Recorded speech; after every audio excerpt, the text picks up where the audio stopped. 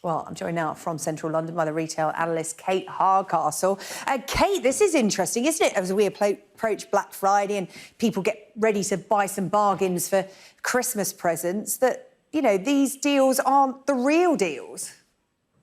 We've got more power at our fingertips now as customers than ever before, Sarah-Jane. So we've got to use that. We've got to do our research to actually look into these so-called deals and work out which ones are best for us. Now, what this survey actually and research says is that these items have probably been cheaper at other times of the year. And I think as a retail expert, that makes sense, because why we adore, why we love, why we've embraced Black Friday is mainly due to its timing, its proximity to Christmas, and it's closer this time than it has been previous Black Fridays. It allows us to get deals for gifts and things that we would quite like to treat ourselves for before the big event. And I think if you shop wisely in that period, you're going to be a happy punter, because you're going to be able to get something probably at a cheaper price. But it doesn't necessarily mean the cheapest price. And as we all know, if you can't afford it and you don't need it, it just isn't a deal anyway. Is it a bit misleading by retailers, though, to say a big flat screen TV is half price and it's the best bargain around, when actually, you know, it was on sale at that price at the start of the summer? Is it a bit disingenuous?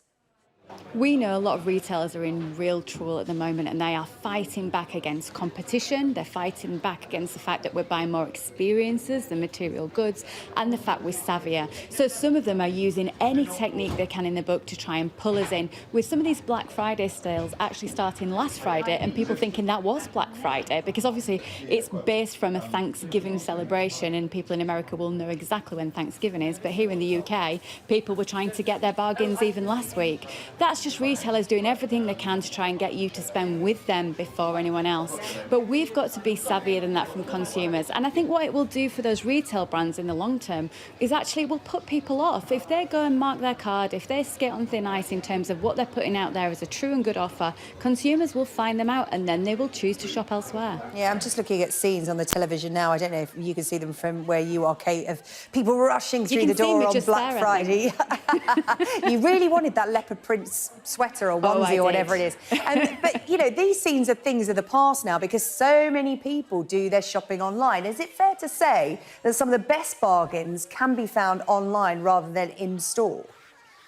So about half of us in general are interested in Black Friday sales, half of us are not. And those who are quite savvy with coupons and flash codes and doing the research. And there's lots of websites you can do now to track the prices of items, so you don't fall for some of these kind of one-off deals. You can see exactly what that price has been over the course of a few months.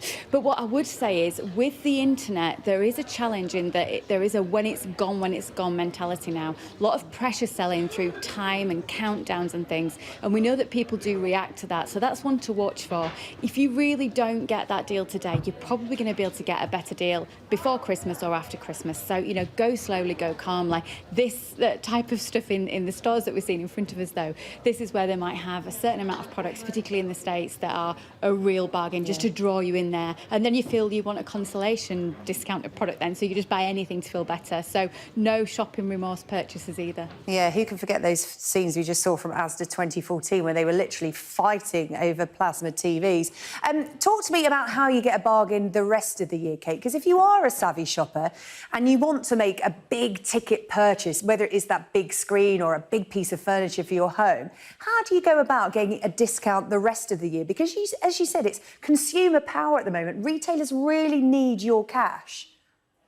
They do, and so it's about doing your research. But I would say one of the best tips is try and buy against the tide. So if you want to buy summer barbecue and greenhouse and garden furniture, the prime time for that is obviously going to be May, when it starts to warm up and we all start thinking about that. If you are prepared and able to store those items and buy them when it's freezing cold and no one's thinking about it, you're probably going to get a bargain. So you need to buy when other people are not in the market for buying and the actual stores want to get rid of that product. So you've got to be savvy with it. You've got to budget for it. You've got to know your brands. Also, you know, accepting perhaps if it's technology, a lot of technology sells at Black Friday, maybe look at an older model, because some of the changes now on model per model, they're not that big. And who really needs a Bluetooth to do your teeth with anyway? I am quite concerned about that development. But, you know, think about, do I need all of the bells and whistles, or can I get a slightly older model and get a deal?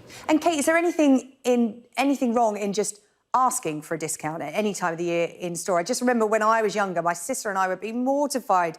My dad, every shop we went in, he would always ask for a discount. It didn't matter where we were, what we were buying, he would always ask for a deal.